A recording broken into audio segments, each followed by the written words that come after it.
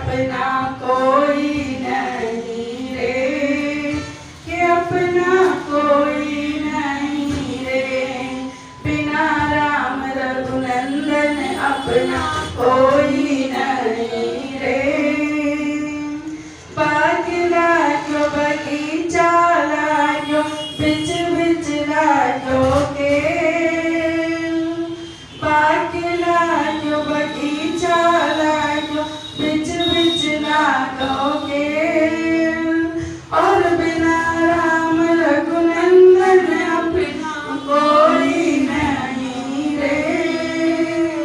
बोलने वालों निकल गयो तो लौटन लाजो डेर, के अपना कोई नहीं रे, और बिना राम रघुनंदन अपना कोई नहीं रे।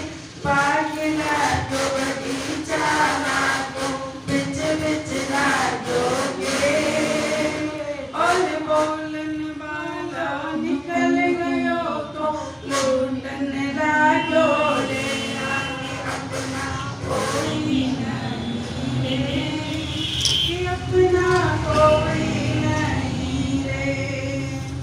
माता कहे यो पुत्र हमारो, पिता कहे सुत मेरा, भाई कहे ये बुझा हमारी, भाई कहे ये बुझा हमारी, तेरा कहे पति मेरे, के अपना कोई नहीं रे, कि अपना कोई नहीं रे, और बिना रघुनंदन अपना कोई नहीं रे, और बिना राम रघुनंदन अपना कोई नहीं रे।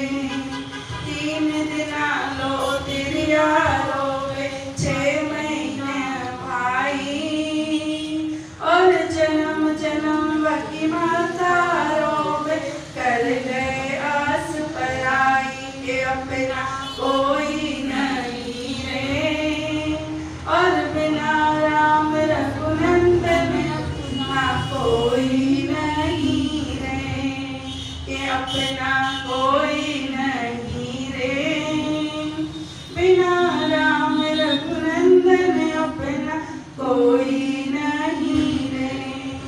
4 जने मिल खाट उठाई, चढ़ी खाट घोड़ी, 4 जने मिल खाट उठाई, चढ़ी खाट घोड़ी, नदी किनारे जाए उतारी, नदी किनारे जाए उतारी, फूक गई होरी सी, के अपना कोई नहीं रे, और बिना राम रघुनंदन अपना कोई नहीं रे, के अपना कोई नहीं रे, और बिना राम रघुनंदन अपना कोई नहीं रे। दिल्ली तक बेरी का नाता, अंगना तक माता, दिल्ली तक बेरी का नाता, अंगना तक माता, मरघट तक सब लोग संगाते, मरघट तक सब लोग संगाते, हंस अकेला जाता, के अपना कोई नहीं रे, और बिना राम रघुनंदन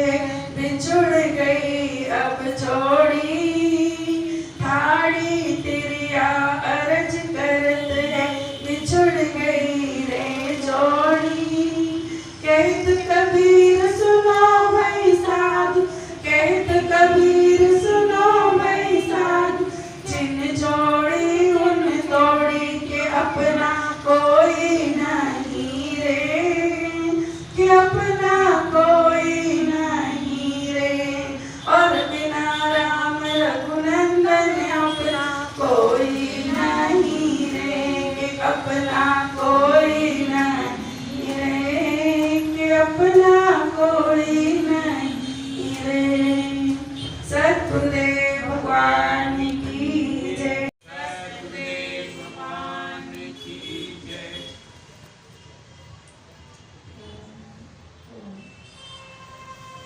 सुपर्णा सयुजा सखाया समानं वक्षं परिशस्वजाते तयोरन्य विफलं स्वादस्य नश्नन्यो विचार्यशीति।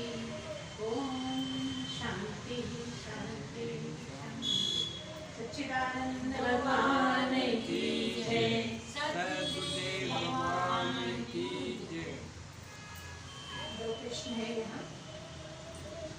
एक तो ये है कि हम अपने को सत्य कैसे जानेंगे, हम ये कैसे समझे कि हम सत्य हैं, हम ब्रह्म हैं, हम ही सब कुछ है, ये हम जाने कैसे।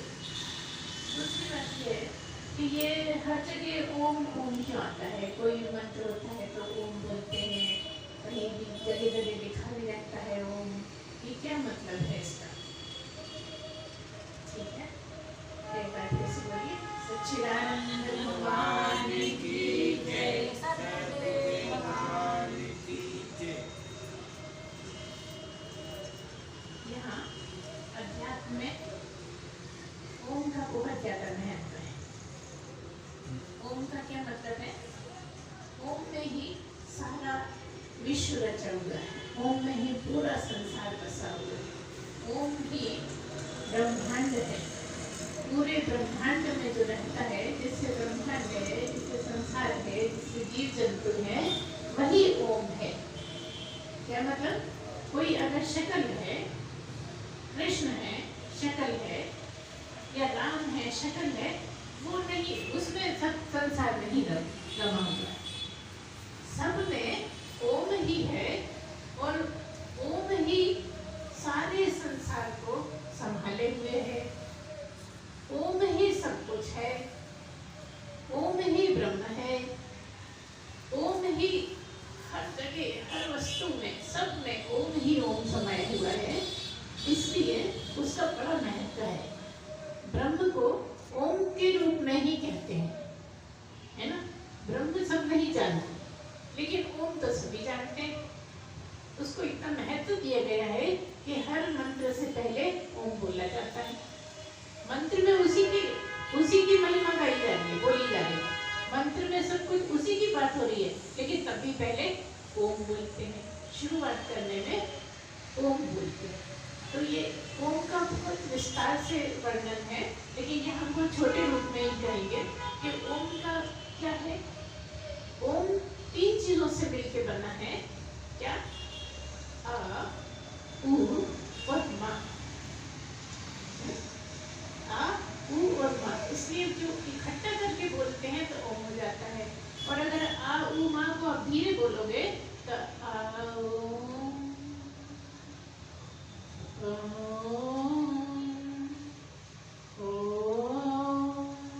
जब मिल जाता है तो कैसा होता है? है आ उ और मा। ये आ उ और मा क्या है? ये किसको इंडिकेट कर रहे हैं? ये जागृत को, स्वप्न को और सुषुप्ति को बता रहे हैं। तीनों किसको बता रहे हैं? आ बता रहा है जागृत को, उ बता रहा है स्वप्न को, और माँ बता रहा है, बोलिए, सुषुप्ति को, है ना। जिस तरह से आवाज निकलती है उसी तरह का है। जागृत, अभी जागृत चल रहा है, ये आ है। आ सब जगह, कहीं भी आप देखिए आवाज आती ही है। चाहे ABCD बोल लीजिए, सबसे पहले एक आ है। आ ई बोलो तो भी आ सबसे पहले। अलिफ देख लेते हैं, सबसे पहले आ है ना। हर जगह आ है। आ की महिमा इसलिए है, पर इसीलिए जागृत को ही आ माना गया, क्योंकि जागृत में ही सब कुछ होता है। जागृत में ही आप ज्ञान प्राप्त कर सकते हो, जागृत में ही आप समझ सकते हो, जागृत में ही आप सत्संग सुन सकते हो, जागृत में ही आप पूजा पाठ कर सकते हो, जागृत में ही सब कुछ रखते हो। उसकी आ का बहुत महत्व है। आ का मतलब क्या है? एक तरह से आप समझिए कि जागृत या जागृत अवस्था। और उससे क्या मतलब है? वो छोटे से में बोल दिया जाता है। तो क्या है? इस स्वप्न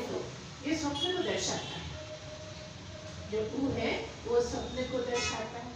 और आगे एक और बात बोलिए जो हम आपको बताना चाहते हैं कि और हर जगह आ की आवाज आती है। जैसे आपने बोला का, आज सुनाई दिया कि नहीं दिया? बोला खा, खा तो है लेकिन आवाज आ की भी आती है। कुछ भी बोलिए माँ आवाज आती है, या बोलिए आवाज आती है। हर एक में या है ही, मतलब जो आ है उसका सब जगह आवाज है। आ ही सब जगह है, ये बताता है। जागृत का बहुत महत्व है, ये बताता है। ठीक है, उनका मतलब स्वप्न है, सबने बताया। उस किसको दर्शाता है? स्वप्न को दर्शाता है। एक जागृत अवस्था, एक स्वप्न अवस्था और एक सुषुप्ति अवस्था, 3 अवस्थाएं हैं। और तीनों तरह से एक से पता लगता है कि आ से जागृत, ऊ से स्वप्न और माँ से सुषुप्ति। तो ऊ जो है वो स्वप्न है और वो बीच में आता है। इसी तरह स्वप्न जो है बीच में आता है। ना जगना कह सकते हैं उसको, ना सोना कह सकते हैं, क्योंकि स्वप्न में सब जगने में जैसा होता है वैसे ही होता है। स्वप्न में जो भी चलता है आपको नहीं पता रहता है हम सो रहे हैं, क्या लगता है जैसे जागते में सब होता रहता है वैसे ही सारी क्रियाकलाप होती रहती है सोते। और आप सो रहे हैं मतलब वहाँ जगना भी है सोना भी है, ना जगना है ना सोना है, मतलब क्या उन्हीं की अवस्था है। पूरी तरह सो भी नहीं पाए हैं और पूरी तरह जग भी नहीं पाए हैं। ऐसा बीच में वो है जो स्वप्न को दर्शाता है। तीसरा आता है माँ। माँ पर समाप्ति हो जाती है, जब हम ओम बोलते वो बंद हो जाता है, आवाज खत्म हो जाती है, लेकिन वो थोड़ी गूंजती हुई मालूम पड़ती है। उसमें क्या हुआ? सारा संसार उसमें समा गया। गहरी नींद का मतलब क्या रहा कि सब में आप हो गए। उस समय आपको शरीर का ध्यान नहीं है, आपको जगत का ध्यान नहीं है, आपको स्वप्न दिख रहा है न जागृत है, आप लय हो गए परमात्मा में ही, आप लय हो गए ब्रह्म में ही। इसलिए माँ जो थोड़ा लंबा बोला जाता है कि जब आपका सारे में मेल हो गया, सब में आप समा गए। कौन आप? ब्रह्म में समा गए। लेकिन अंतर क्या है? जो ब्रह्म है वो शुद्ध ब्रह्म है और जो जीव है वो ब्रह्म तो है। जीवो ब्रह्म है इतना पर, है ना? लेकिन तब भी जीव है का मतलब ये है कि पूर्ण शुद्ध नहीं है ब्रह्म ही। जीव भी ब्रह्म है, ब्रह्म तो ब्रह्म है ही। और जो जीव है, जो ब्रह्म है, जीव में ब्रह्म है इसलिए जीव है ना? अगर ब्रह्म नहीं है तो जीव नहीं है। तो जो ब्रह्म है उसमें जीव समा गया क्या? तो यह ब्रह्म ही ब्रह्म हो गया। बाकी जो जीवत्व है वो उस टाइम नहीं है। कैसे नहीं है? क्योंकि सोते में शरीर का पता नहीं रहता, जागते में आप शरीर के गाने गाते हो कि मैं शरीर हूँ, मैं ये हूँ, ये जो दिख रहा है ये मैं हूँ, है ना? और सोते में शरीर का बिल्कुल नहीं पता रहता, ABCD भी नहीं पता है ना? तो क्या है? उस टाइम आप ब्रह्म ही होते। तो एक इस तरह की चर्चा आती है कि जगत है जागृत का सपना, जगत है जागृत का सपना, निरंतु सत्य स्वरूप अपना। जगत है जागृत का सपना, निरंतु सत्य स्वरूप अपना। क्या मतलब? ये जो जगत है ये भी एक तरह से जागृत का स्वप्न है। जैसे स्वप्न है आपका, क्या बताते हैं गुरु? आप तो जानते हो कि स्वप्न है, स्वप्न को तो आप जानते हो कि स्वप्न है, लेकिन गुरु कहता है कि जो जगत है ना ये भी जागृत का स्वप्न है, ये भी आपका स्वप्न ही है, इससे भी आपको जागना है। आप जब आप सपने से जागते हो तो आप कहते हो ये सपना देखा, वो सपना देखा, है ना? कब कहते हो? जब जाग जाते हो, है ना? जाग जाते हो तो कहते हो हमने सपने में ये देखा वो देखा।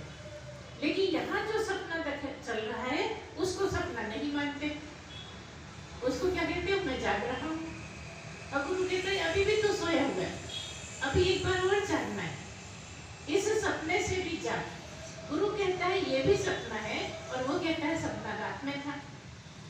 जीव कहता है सपना मैंने रात में देखा था, अब मैं जाग रहा हूँ।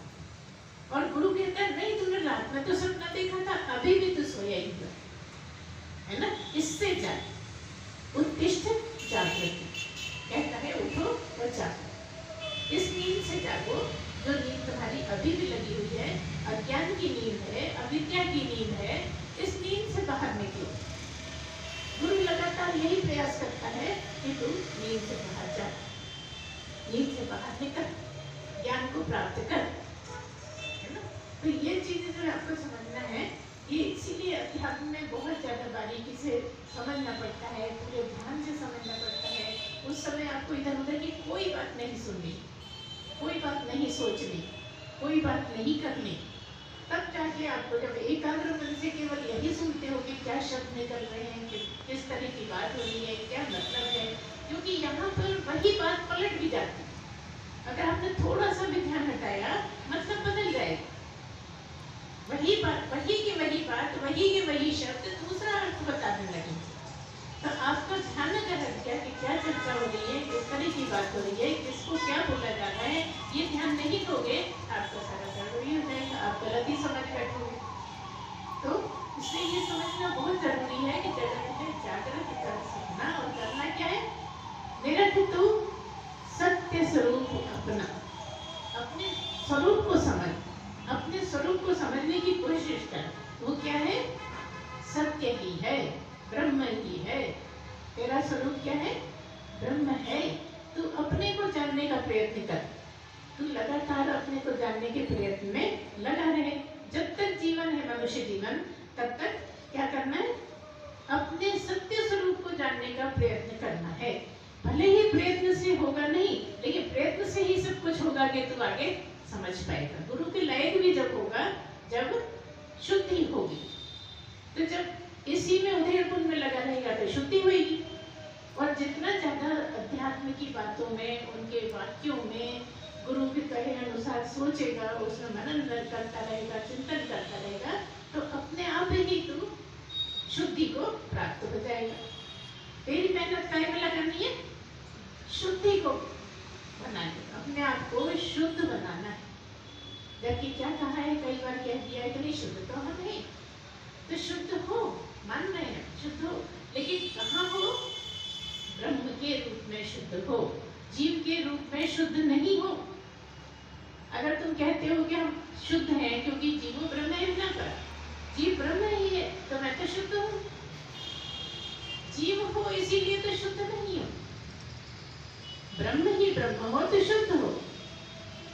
जब हमने अभी एक बात बताई आपको कि सोते में भी जब आप गहरे में चले जाते हो, गहरी नींद में चले जाते हो, आप ब्रह्म ही होते हो, मगर शुद्ध ब्रह्म नहीं होते।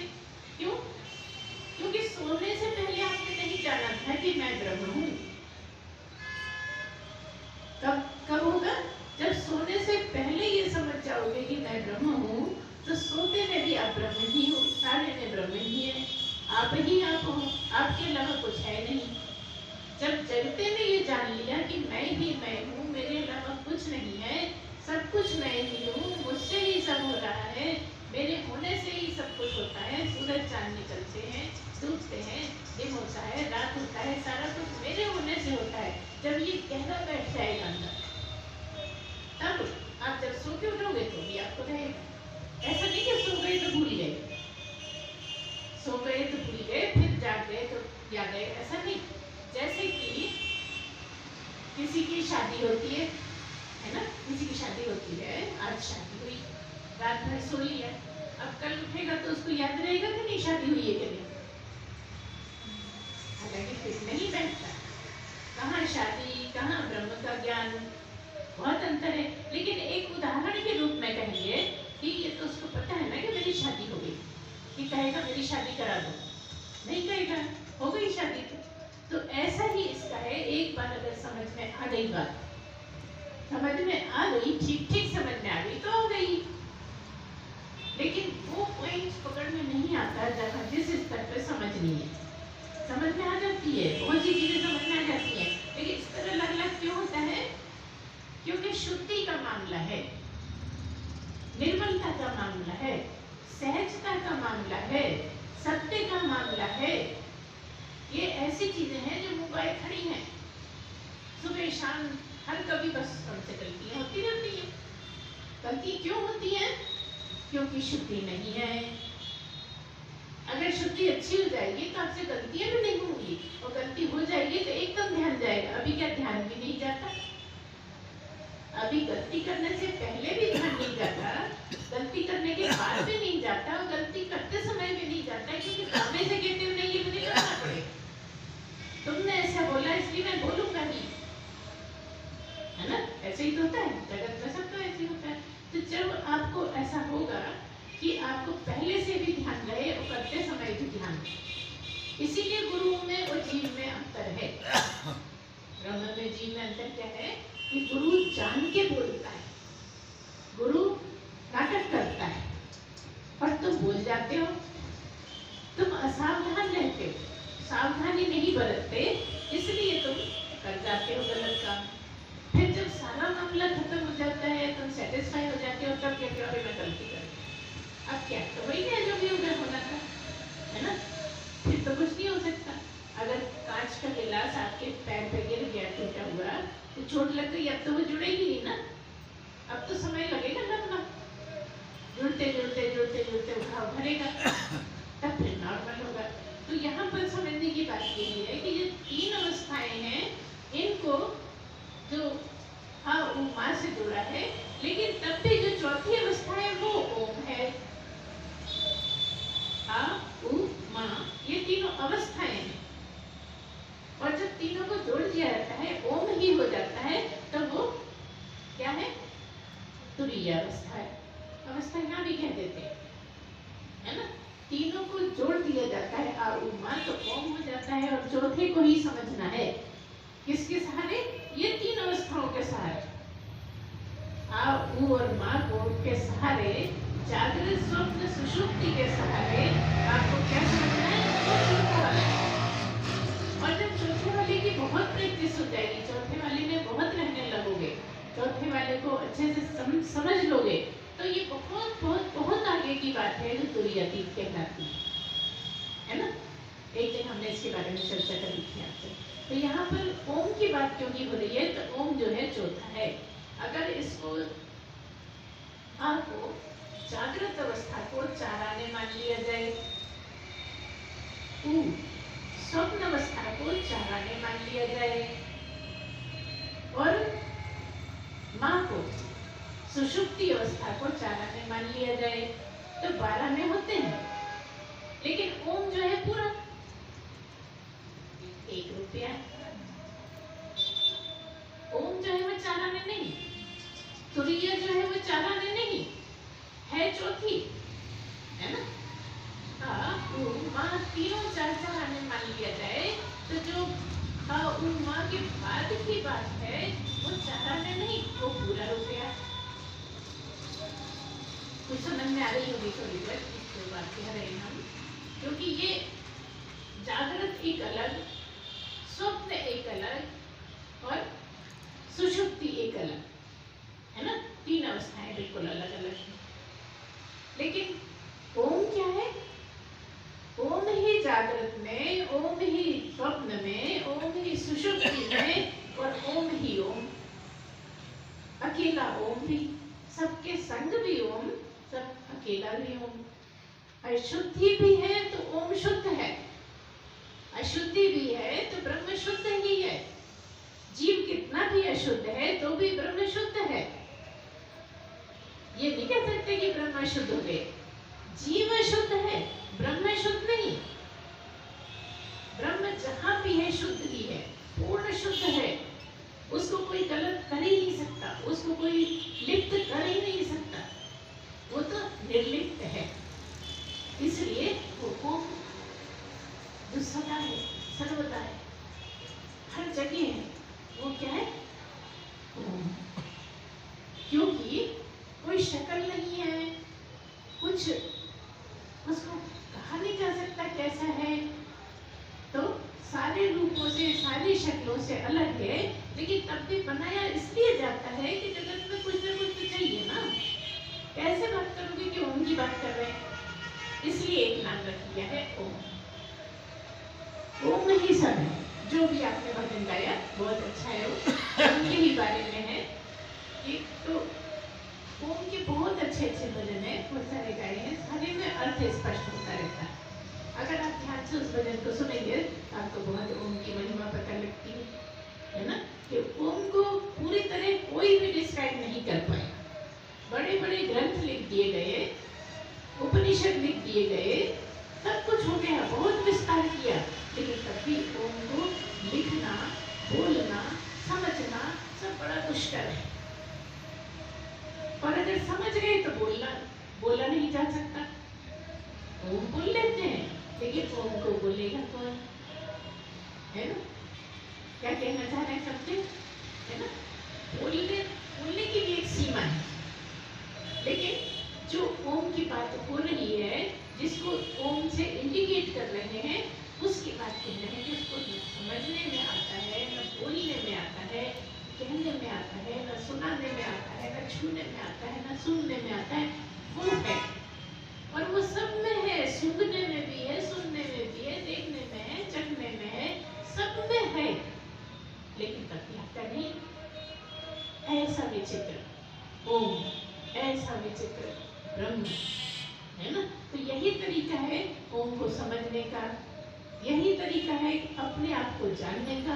क्योंकि गुरु बार बार कहता है, इतना सुना दिया और फिर कह दिया तू वही है, फिर सुनाया, फिर कहा तू वही है, तू उससे बिल्कुल भी भिन्न नहीं, तू ब्रह्म ही है। जिसकी बात हमने इतनी देर तक कही, सुनाई, वो तू ही है, तुझसे भिन्न नहीं है, है ना? इसलिए हमारे गुरुदेव कभी क्या कहते हैं, देख देख देखने वाले को देख। क्या कहते हैं? देख देख तो देख, लेकिन देखने वाले को देख। तो तुम क्या करते हो, ये सब देख, अरे यहाँ भी तो है देखने वाला, तो यहाँ बैठा कौन देख रहा है? आपके जो शरीर जो देख रहा है, जिससे शरीर चल रहा है, जिसके होते सब कुछ हो रहा है, उसको देख का मतलब समझ, जान देखा नहीं जा सकता, उसको देखा नहीं जा सकता, लेकिन देख का मतलब उसी को समझ, उसी को मान, उसी को सुन, उसी को सब कुछ कर, तब फिर आप सत्य को समझ पाओ। जो देखने वाला है उसको देखना है। अब तुम कहते हो देखने वाला है, देखो कौन कौन देख रहा है, तुम देख रहे हो, इधर उधर होके देख रहे हो कि नहीं हो रहे, इसलिए कहते हैं तू वही है। तुम्हारा अपनी तरफ ध्यान नहीं, इधर देखने वालों पे तो ध्यान है, लेकिन यहाँ जो देख रहा है वो ध्यान नहीं है। इसलिए गुरु कहता है वो तू ही है, वो देखने वाला तू ही है, वो कोई और नहीं, तू ही है। तू सब में बैठा देखता है, तो यहाँ भी देखता है और हर एक में बैठा देखता है, हर कीड़े में, हर पक्षी में, सब में तू ही तू बैठा है, तेरे अलावा कोई है ही नहीं है। ये समझने के लिए सारा टाइम लगता है, और वही सत्य है। क्या सत्य है? क्योंकि सब खत्म हो जाता है, वो खत्म नहीं होता, सब बदल जाता है, वो नहीं बदलता। तो वो कौन है जो नहीं बदलता? वो तू ही है। शरीर बदलता रहता है, तू नहीं बदलता। जब बच्चा था तब भी तू था, है ना? और जब जवान हुआ तब भी, जवान कौन हुआ? शरीर हुआ। लेकिन तू क्या जवान होता है? तू क्या बच्चा है? तू क्या बूढ़ा होता है? तू क्या मरता है? ना तू मरता है, ना तू बड़ा होता है, ना छोटा होता है, ना पैदा होता है, ना मरता है। वो कौन? तो तू ही है। उसको देख, उसको ढूंढ, उसको समझ, वही सत्य है जिसमें कोई चेंज नहीं आता, जिसमें कभी कोई बदलाव नहीं आता, वही सत्य है, और वो तू ही है। सब होता है, पूरे जीवन सब होता रहता है, जीवन खत्म हो जाता है, लेकिन तू खत्म नहीं होता। तू ही तो ओम है। तू अपने को जान, तू अपने को परख, तू अपने को निरख। तो जब जानेगा कि मैं कौन हूँ, तो सब क्लियर हो जाए। और जब ये जान लेगा तो फिर कुछ जानने को बचेगा नहीं। जब जान ही लिया तो कुछ बचना नहीं है। इसलिए बार बार गुरु यही समझाता है, तत्त्वमसि, वो तू ही है। कौन है तू? इसकी चर्चा हो रही है। ओम ब्रह्म।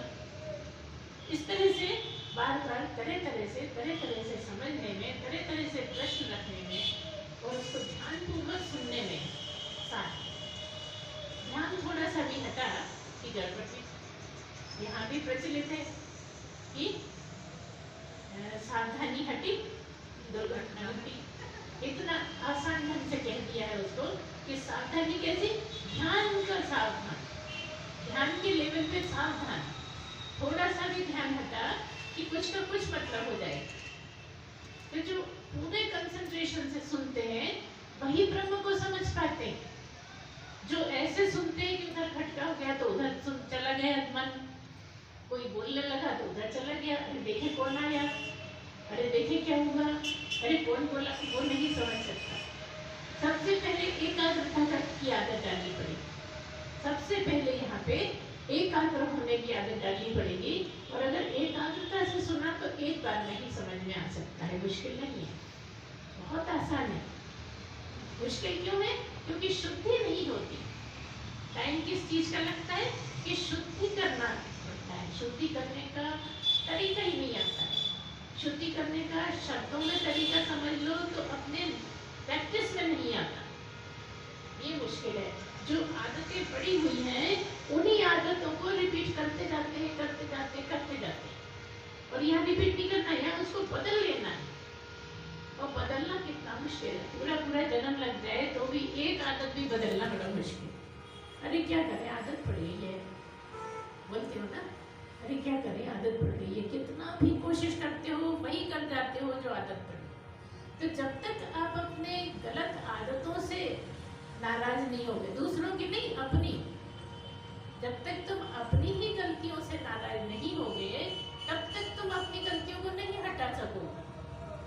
तुम्हें अपनी गलतियां प्रिय लगती हैं, दूसरों की गलतियां अप्रिय लगती हैं और अपनी गलती प्रिय लगती है। तो जब उससे प्रियता हट जाए, जो आपकी गलती है जिसको आप ढक देते हो, जिसको आप सही ठहराने की कोशिश करते हो, जब उससे अप्रियता हो जाएगी तब आप अपनी गलतियों को सुधार पाओगे। कितना कठिन काम है देखिए, है ना। अपनी चीज से कोई अप्रियता होती है? अपनी चीज तो सब प्रिय लगती है। किसी का बेटा कितना भी काला है, कितना भी शैतान है, कितना भी उधम करता है, कितना भी बर्बादी करता है, लेकिन बेटा है, उसमें तो प्रियता है, उसमें राग है। और राग होने के कारण सारे मोहल्ले के एक तरफ और मेरा बेटा एक तरफ। ऐसे ही आदत तो और भी करीबी चीज है। बेटा तो फिर भी शरीर अलग अलग है ना, आदत तो इसी शरीर की है। अब इसी शरीर की आदत को तुम द्वेष कैसे मानोगे? सबसे द्वेष करोगे, इसकी आदतों से द्वेष नहीं करना। तो राग और द्वेष को इस तरह से समझ के काम में लो तो बदलेंगे, आदतें बदल सकती। जैसे कई लोग कह बैठते हैं अरे मेरी ये आदत बड़ी बुरी है, तो कोई बोलते थे जब आपको अच्छे से समझना है कब समझ जाए, जब आपका कुछ नुकसान हो जाता है, आपकी आदत के कारण कुछ हानि हो जाती है, तब आपको ऐसा महसूस होता है। लेकिन थोड़ी सी देर को महसूस होता है कि ये आदत मेरी बड़ी बुरी है, मैं छोड़ना चाहता हूँ तब भी छूटती नहीं है। अब छोड़ना चाहते हो जब नुकसान कर बैठे, जब गलत कर बैठे, जब बहुत सारा आपका नुकसान वहां पर दिखा तब आपने कहा। उससे पहले नहीं आता है कि नहीं ये गलत काम है, मैं जिंदगी भर से कर रहा हूँ, तब मुझे नहीं करना, लगता नहीं ये तो करना ही है, यही मेरा अस्तित्व है, यही मेरा होना पना बताता है। ऐसा कोई दिमाग में होता है, इसलिए आदतों को नहीं बदल पाते। आपको समझना ये है कि मैं तो ही हूँ, मैं तो ब्रह्म ही हूँ, मुझमें कोई आदत नहीं है।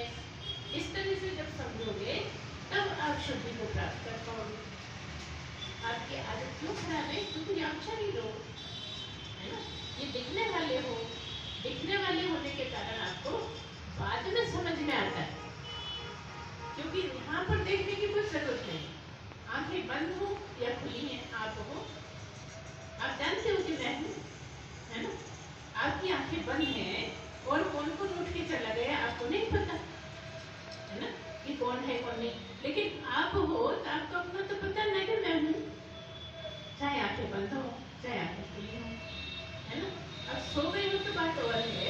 बिस्तर पे पड़े हो, ओढ़ के लेटे हुए हो, तो तुम जान रहे हो ना कि मैं हूँ।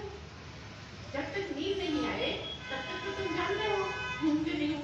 अच्छे से पड़े हुए बाहर का कुछ कमरे का नहीं पता लगा, कौन आया कौन चला गया, क्या हुआ क्या नहीं हुआ, लेकिन लगातार तुम्हें ये ध्यान है कि मैं हूँ, वो जो है मैं हूँ वही ब्रह्म। जबकि होता क्या है कि हम जानते ही नहीं ब्रह्म को, जीव है हम ब्रह्म को जानते ही नहीं, लेकिन वो जो गहरी मैं जो आपको हमेशा पता रहता है कि मैं हूँ, शरीर का नहीं कि शरीर मैं हूँ, मैं हूँ। शरीर से कोई मतलब नहीं है, शरीर कैसा पड़ा है बिस्तर पर, क्या है क्या नहीं है, लेकिन शरीर के अंदर एक चीज महसूस करते हो, मैं, वही ब्रह्म जो सारे में निवास करता है, जो सब जगह होता है, जो सब में होता है, वही आप ही सब में रहते हो। आपके अलावा कुछ भी नहीं है, आपके अलावा कोई भी नहीं है। जो आप हो वो सारा ब्रह्मांड, ब्रह्मांड भी छोटा और आप बड़े। आप में ब्रह्मांड, ब्रह्मांड में आप नहीं। ब्रह्मांड में जीव जंतु, नदी पहाड़, सड़कें, तरह तरह के देश, सब कुछ ब्रह्मांड में, लेकिन आप में ब्रह्मांड जिसमें जाने कितने देश हों, कितने, जिसकी कोई शुरुआत ही नहीं है, जिसका कोई अंत ही नहीं है, ऐसा ब्रह्म, आर पार ही नहीं, सदा जो है, जो कभी न खत्म हुआ न कभी शुरू हुआ, सब खत्म होते रहे, सब पैदा होते रहे, मरते रहे, सामान खत्म होता रहा, लेकिन वो जो न पैदा हुआ न खत्म हुआ, वो ब्रह्म, वो तू। महिमा तो देखो तुम्हारी कितनी ऊंची महिमा है, उसको ही तो जानना है, वही तो सत्य है, क्योंकि सत्य में कोई बदलाव आता ही नहीं, तुम में कोई बदलाव आता ही नहीं। उस चीज को समझो जो तुम में कुछ बदलता नहीं, उसको ही समझना है। जो नहीं बदलता वो तुम, जो बदलता है वो शरीर है ना, जो सुनता है वो कान, जो देखता है वो आँख है ना, जो सूंघती है ध्यान आपकी नाक, नासिका, और जो चखती है वो जीभ। लेकिन आप नहीं, सूंघना, चखना, देखना, सुनना और त्वचा का सारा काम, ये सब पांच है ना, पांच है अलग अलग, लेकिन पांचों के लिए क्या पांच है? पांचों के लिए एक ही आप ही सुनते हो, आप ही देखते हो, आप ही सूंघते हो, आप ही चखते हो और आप ही स्पर्श करते हो, है ना। सबके पीछे आप सुन रहे हो तो भी, सूंघ रहे तो भी, चख रहे हो तो भी, और सुनाई दे रहा है तो भी, देख रहे हो तो भी, आप ही आप कैसे एक आप, बाकी सब ये सब काम की चीज है। ये विषय, इनके विषय अपने अपने विषय अपने अपने चैनलों में है ना, हर इंद्री अपने अपने विषय में विचर रही है, लेकिन आप चाहे तो अपने विषयों से अलग हो सकते हैं, अपनी इंद्रियों से अलग हो सकते हैं, अपने शरीर से अलग हो सकते हैं। इसी की प्रैक्टिस करनी होती है कि आप हैं लेकिन आपका शरीर है कि नहीं पता नहीं चलता। ऐसी स्थिति आ जाए जहाँ शरीर का समझ में ही नहीं आए कि है कि नहीं, आप हैं, शरीर है कि नहीं, ऐसा होता है, क्योंकि आप बिना शरीर के भी हैं, है ना। तब जन्म से पहले और मृत्यु के बाद आप बिना शरीर के ही हैं। आप हैं, शरीर है नहीं है, दोनों बातें हैं। तो जब आप शरीर नहीं था आपके पास तब भी आप थे, लेकिन आप व्यक्त नहीं होते थे। जब व्यक्त बाद में भी नहीं होंगे, व्यक्त पहले भी नहीं होते थे। जब शरीर मिला तो शरीर के द्वारा व्यक्त हो रहे हो, शरीर नहीं हो, लेकिन शरीर को मैं समझ बैठे। पहले कहाँ था तुम्हारे शरीर, लेकिन मैं था, मेरी मैं थी, शरीर नहीं था। शरीर छूट जाएगा तो भी मेरी मैं होगी असली, जो व्यक्त नहीं होगी मगर होगी, है ना। वही तो देवता, वही भूत प्रेत, है ना। बीच में मनुष्य, एक तरफ भूत प्रेत, एक तरफ देवता, और बीच में मनुष्य। और मनुष्य कितना काम था, सारा जो काम मनुष्य कर सकता है ना देवता कर सकते हैं। विस्तृत कर सकते हैं। आप अपनी महिमा तो समझिए, क्या हुआ? यही जो बीच का टाइम है, इसके ही लिए सब तरसते हैं, लेकिन जब मिलता है, जब सब भूल बैठते हैं। जब मिल जाता है तो इसकी कोई वैल्यू नहीं समझ में आती। तो जिनको वैल्यू समझ में आती है वही भाग्यशाली है। बस इस जगत में जिनको ये बीच का समय व्यक्त होने वाला समय है, जब वो व्यक्ति हैं, तब जिसने जान लिया कि मुझे यहाँ क्या करना है, बस वही भाग्यशाली, वही पार लग गया, वही मोक्ष पा गया, है ना। जबकि देवता तरस रहे हैं, और जब इसमें आएंगे तो हो सकता है उनकी स्थिति गिर भी जाए। गलत कर बैठे तो चले गए, नीचे चले गए, और इतने ऊंचे चले गए, इतने ऊंचे चले गए कि उन पे भगवान ने विश्वास कर लिया कि ये गलत नहीं करे। सही करने की इतनी प्रैक्टिस हो गई, झूठ नहीं बोलने की इतनी प्रैक्टिस हो गई, चोरी नहीं करने की इतनी प्रैक्टिस हो गई कि देवता बना दिए गए, जिम्मेदारी के काम दे दिए, संसार चलाने के काम दे दिए, है ना। लेकिन जब मनुष्य बने तो वही गड़बड़ भी कर सकते हैं, मुझे भी कर सकते हैं, और वही बहुत ऊपर भी जा सकते हैं, वो भगवान भी हो सकते हैं। ये सारा चांस मनुष्य जीवन है। जब व्यक्ति बनते हैं जब व्यक्ति बनते हैं तब अव्यक्त को पहचानना है। जब व्यक्ति हो तब तुम्हें मैं को पहचानना है। जब तुम शरीर लेके आए हो तब बस वही उतना सा पार्ट है जिसमें संभव है, और वो चूक गया तो गए। इसी के गीता में कह दिया है, अव्यक्तादीनि भूतानि व्यक्त मध्यानि भारत अव्यक्त निधान्येव तत्र का परिदेवना, है ना। क्या कह दिया कि ये जो शरीर है ना, इसको पाने से पहले भी तू था, लेकिन अव्यक्त था।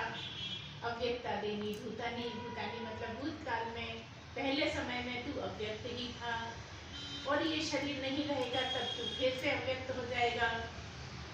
ये जो मध्यकाल है, ये जो बीच का समय है, जब तुझे ये शरीर मिला है, बस तभी काम का है, काम निकाल ले, है ना।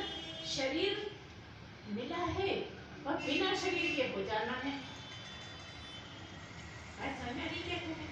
पहले तुम बिना शरीर के थे, बाद में तुम बिना शरीर के हो जाओगे, लेकिन कहा ये जाना है कि शरीर रहते तुम बिना शरीर के होके बताओ कमाल कर, तुम जाने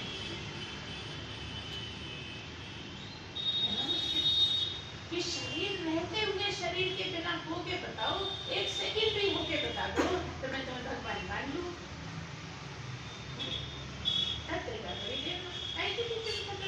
तुम्हें शरीर मिला है, शरीर का काम निकाल लो।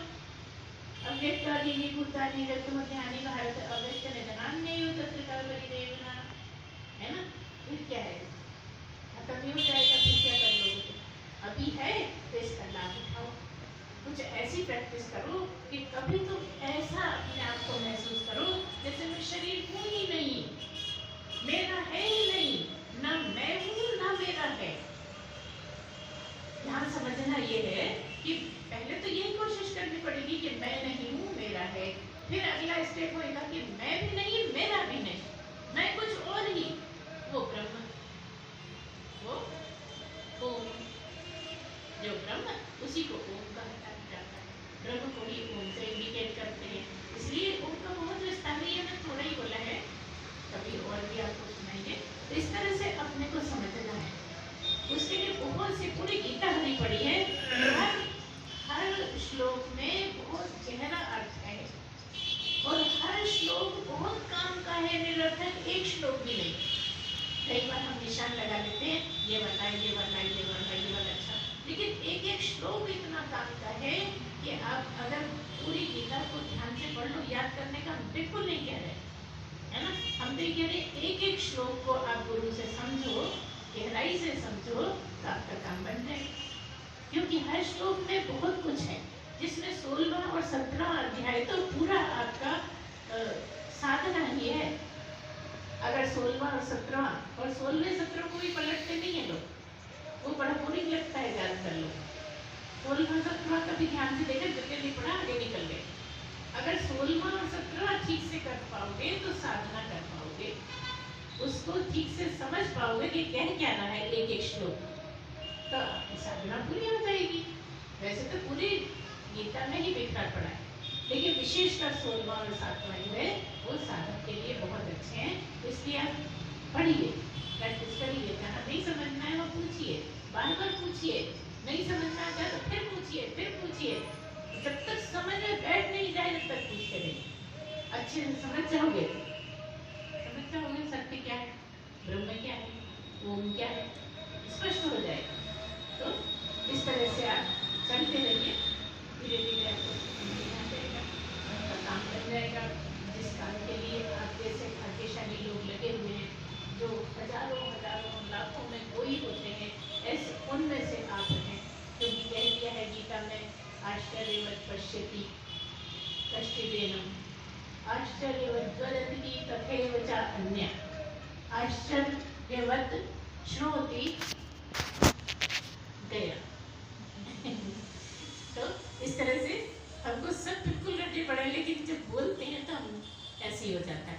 तो क्या हुआ मतलब कि आपको ये ठीक अगर गीता समझ में आ जाती है, ठीक से आप उसको एक एक शब्द को गहराई से समझ लेते हैं, तो आपको आपकी साधना पूरी हो जाती है। इसलिए गीता हर दिन पढ़ें, आप कुछ और पढ़ें नहीं पढ़ें, पाठ करें नहीं करें, पूजा करें नहीं करें, लेकिन गीता जरूर पढ़ें। कोई ना कोई श्लोक बड़ी बारीकी से, ऐसा नहीं फट एक श्लोक पढ़ा, 2 पढ़ा, 20 पढ़ लिए, 30 पढ़ा, ऐसा नहीं। एक ही श्लोक को इतनी गहराई से पढ़िए जिससे आपका ज्ञान में बढ़ोतरी हो, ज्ञान आपका विकास में आए। इसलिए आप पढ़िए। हम तो ये भी कहते हैं कि जो हनुमान चालीसा करते हैं, अगर बहुत हनुमान चालीसा कर लिया है तो आप एक एक जो दोहा है उसको बहुत गहराई से सोचने की कोशिश करिए। हनुमान जी हर दोहे को समझने की कोशिश करिए कि उसमें कहा क्या है और क्या है हनुमान जी, किसको हनुमान जी कह रहे हैं, किस बात की बात हो रही है। ये अगर आप करेंगे तो आपकी साधना होगी। आप सारी जिंदगी हनुमान चालीसा पढ़ते रहोगे, सारे दिन पढ़ते रहोगे, कुछ होना नहीं है।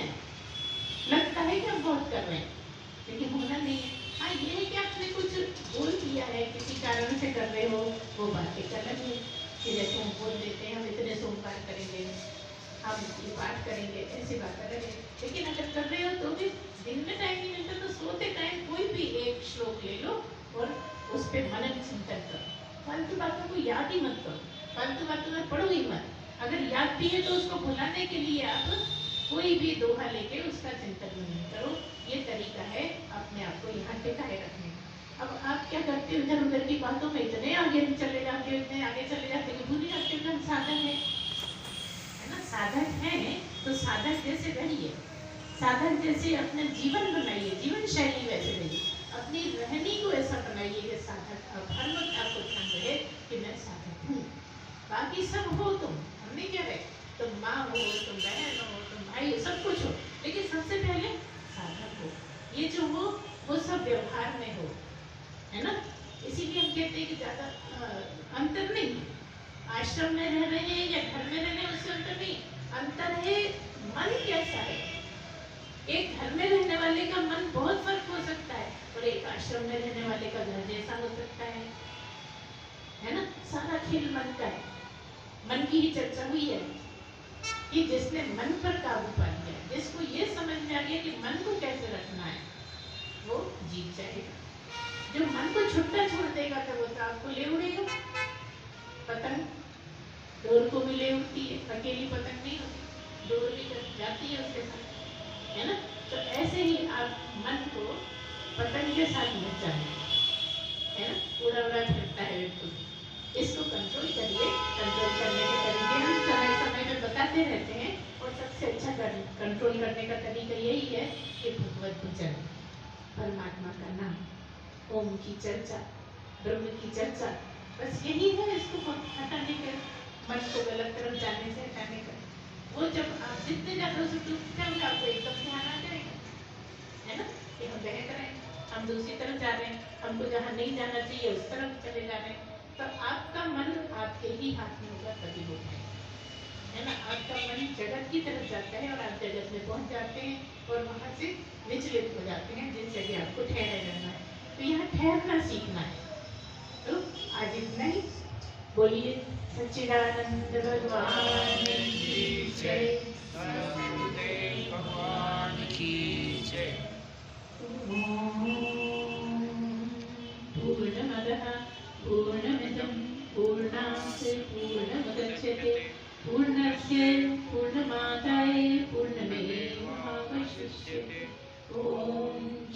शांति शांति शांति।